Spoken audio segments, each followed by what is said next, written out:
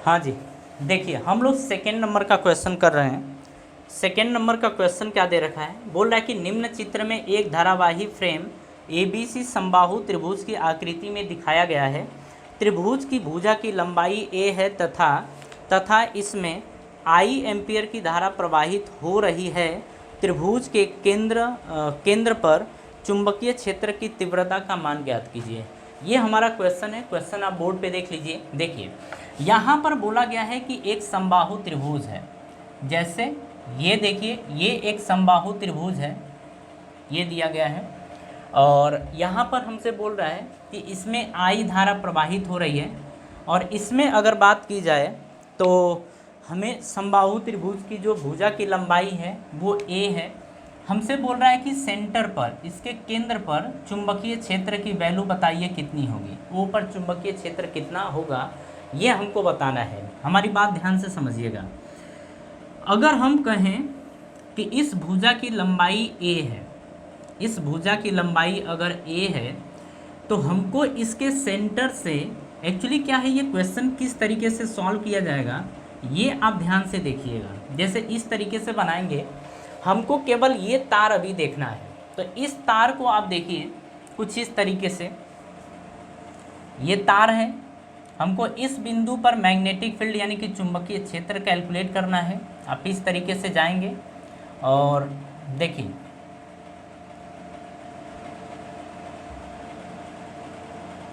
ये इस तरीके से आप जाएंगे।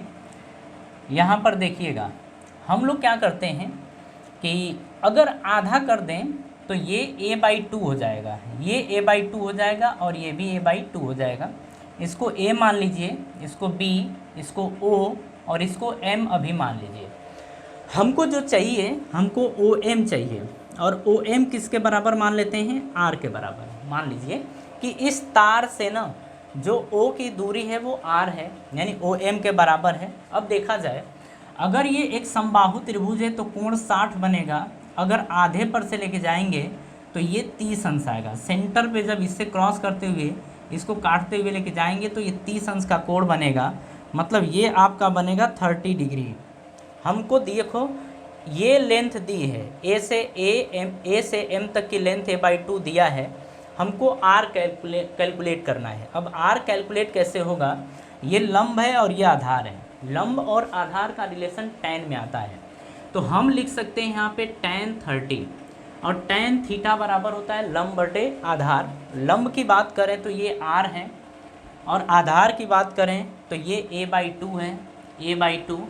tan 30 की वैल्यू होती है 1/√3, तो लेंगे r/a/2। ये इसको आप यहाँ पे मल्टीप्लाई कर देंगे तो यहाँ से r बराबर आ जाएगा a/2√3, यानी r की वैल्यू कितनी आ जाएगी, a/2√3 के बराबर। अब मेरी बात ध्यान से समझिए, अगर ये आपका 30 है, ये भी 30 है, तो ये टोटल कितना होगा, 30 30 60 और ये बचेगा 120। लेकिन जब यहाँ से आधे पर से करेंगे ना तो ये जो आपका हिस्सा आएगा ये 60 अंश होगा और ये भी कितना होगा, 60 अंश होगा। बात को समझिएगा, ये 60 अंश और ये भी 60 अंश। अब यहाँ पे अगर देखा जाए तो हम इस तरीके से इसको ले लेते हैं। मेन चीज़ हमको क्या क्या चाहिए वो देखिए। अब ये आपको सिंपल सा दिख रहा होगा, इसमें I करंट फ्लो हो रहा है।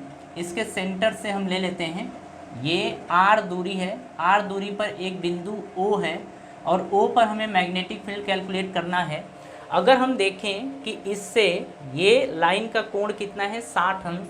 मतलब ये आपको दिया गया है 60 अंश और ये भी आपको दिया गया है 60 अंश, ठीक है। अब ऐसा क्वेश्चन हम, पहला क्वेश्चन जो था हम किए थे। अगर यहाँ पे फॉर्मूला देखा जाए तो फॉर्मूला होता क्या है, हम लिखेंगे BO is equals to μ0I/4πr। यहाँ पर sin θ1 प्लस sin θ2 ये हमारा फॉर्मूला होता है ना। अब ध्यान से समझिएगा, अगर ये हमारा फॉर्मूला होता है, अब आगे हम सॉल्व कैसे करेंगे ज़रा उसको देखिए। आपको r की वैल्यू मिल गई है, r बराबर आप यहाँ पे लिख लीजिए a/2√3।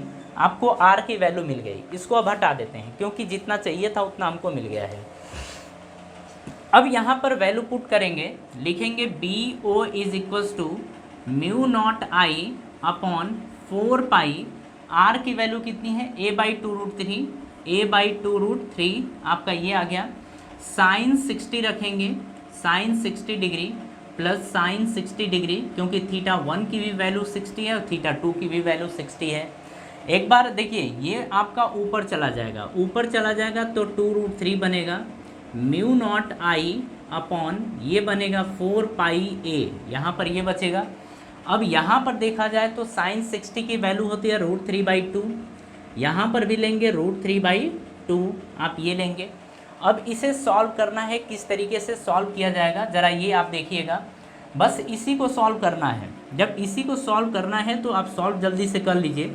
√3/2 प्लस √3/2 जब सॉल्व करेंगे तो 2√3/2 आएगा, 2 से 2 कैंसिल हो जाएगा तो केवल √3 बचेगा।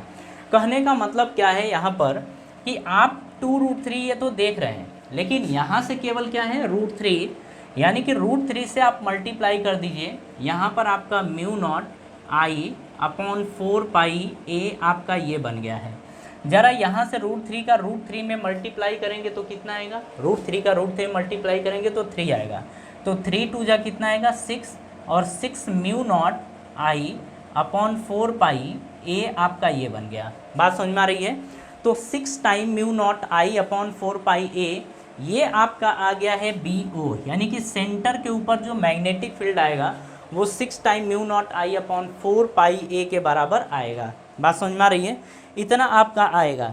अब आगे की कहानी अगर देखें तो आगे क्या आएगा अब उसको देख लेते हैं। अब हमसे ये बोला है यहाँ पर कि एक मिनट यार, थोड़ा सा 1 मिनट रुकिए, तो आप ज़रा चेक करिए उसको।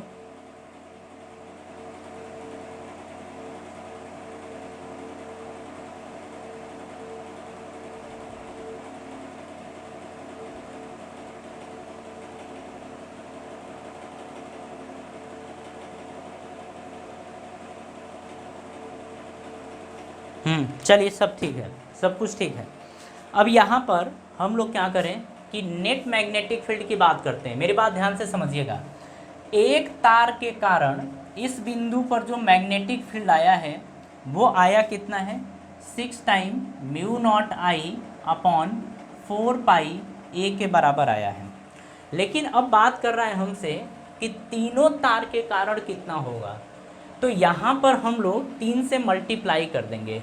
कहने का मतलब है कि अब हमको बताना है कि बी नेट की वैल्यू, तो हम लिखेंगे B net is equals to 3 time BO is equals to 3 time BO की वैल्यू है 6 mu not I upon 4πa आपका ये है। 3 से 6 में मल्टीप्लाई कर दीजिए, ये 18 time mu not I upon 4πa, ये आपका आंसर आ जाएगा। इतना टेस्ला आएगा।